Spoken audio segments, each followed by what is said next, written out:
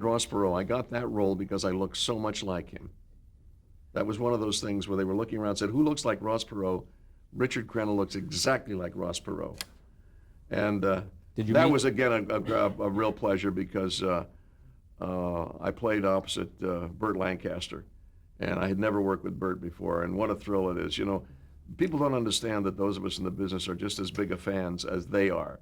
And when we get to work with people, Audrey Hepburn and whatever, Julie Andrews, I'm as starstruck as anybody. And to go into a picture with Burt Lancaster, God, it was terrific. It was terrific. It was a wonderful picture directed by Andrew McLaglen, and we shot it all in Mexico. We arrived in Mexico about 3 days after the huge Mexico City earthquake.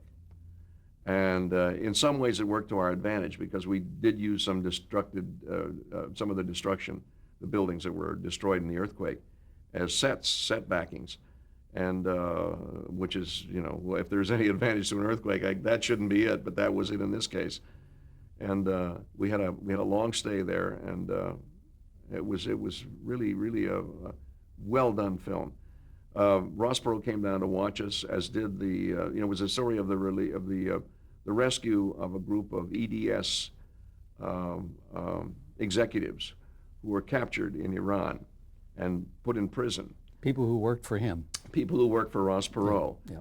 And a group of men in his organization volunteered to go down and rescue him. Now, this is before the other Iranian rescue, attempt. And these guys, now these are all married men in their 40s, families, children, who volunteered to go down and become a guerrilla force to rescue their two comrades in prison. Ross Perot even went down to the prison to make sure they were all right, carrying his own passport, although he was a marked man. And so I got to know Mr. Perot very well.